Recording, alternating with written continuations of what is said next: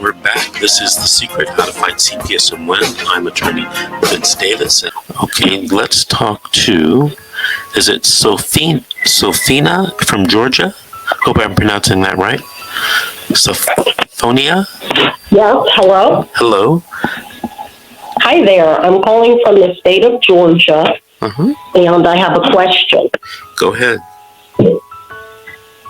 When I was 17, residing in Alameda County, city of Oakland, state of California, I was in foster care. And I had been in foster care for several years at that point. My mother would visit me periodically. My foster mother, who was residing in Oakland then, explained to my family that she needed the income and that she did not have any objections to me residing with a relative so long as she continued to receive the income. My relative agreed. So one weekend, my mother picked me up from a relative and said that we would be going to Nevada to get me married to my, I suppose we could say, high school sweetheart. And my mother drove my then high school sweetheart, who was 18, and me at 17 to the state of Nevada, Carson City, Nevada, and signed a consent for me to be married, and I was married in a chapel. And my question is that when returning to California, their attitude at the foster home was, well, she's almost 18. So at 18, I moved in with my then spouse, and over the years, learning what I began to learn now, I would ask the question, who was at fault? Because I was on the watch of the foster care system. My parent was already then deemed irresponsible. The foster mother was allowing me to reside at a relative residence so long as they continued to receive the checks. Right. And that had continued. And I would just like to know, I am a multiracial matriarch at this point. I am not young anymore. I am a grandmother. And I've been an independent homeschooler since 1994. And I've raised a social worker. I've raised one who has a degree in IT. And I am a grandparent. And as a result of my experiences from foster care, my grandchildren are now being raised as private school or homeschool, and they have been home birthed. My family does not trust the system, and the negligence it seems to be limitless. And initially, I wanted to write a book, and so I'm more so just initiating contact with your office because I would like to know at what point was anyone being negligent with me as I was generously humbled through the system and misguided, and then left at the age of 18 to figure everything out and make it right. Okay. So based upon what you've told me, I would say that the foster parent and probably the county of Alameda might have some culpability in what happened to you. Because you're still a minor, you're only 17.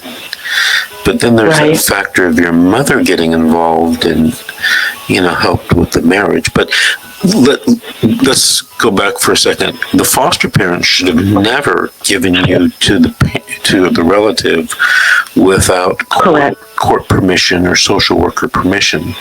And the fact that the social worker knew or didn't know or should have known, that's a big issue. But the foster parents seemed like they were committing some type of fraud, not only... The agreement was that whenever the social worker, and I know their names, I know everyone's names, whenever the social worker would call and they were going to make a home visit, the foster mother would call my relative and say, when you pick her up from school, bring her over because she's going to have a visit. And it was something that, as a generosity, my relative had to intervene and allow for their home to be open to me because this is the 1980s I'm talking about. I was extremely bullied in foster care. I was in group homes in San Francisco, Richmond, Panola, East Oakland, Fremont, and Newark. And San Francisco group homes. My mother is Caucasian. My father is Black Native. And because the United States federal government does not acknowledge that biracial, triracial is a independent racial classification, and the one-drop rule is non-existent anymore, I was bullied from just about everyone. And it's a very serious system. And at some point, 4 minutes, I was even being introduced to people that the group home counselors were wanting me to meet. Hold on, what does that mean? There was, at some point when I was residing in a group home in San Francisco, and one of the group home counselors would schedule a dental visit, and the doors on the vehicle would not open from the inside, so they would get out and they would come over and ask me to stand outside of the car, wait for them while they went in to confirm the appointment.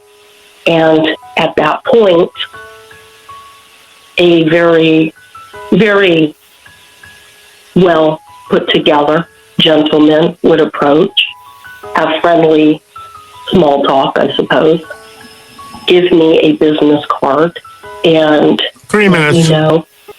Anytime that I needed to call and needed help, please call him.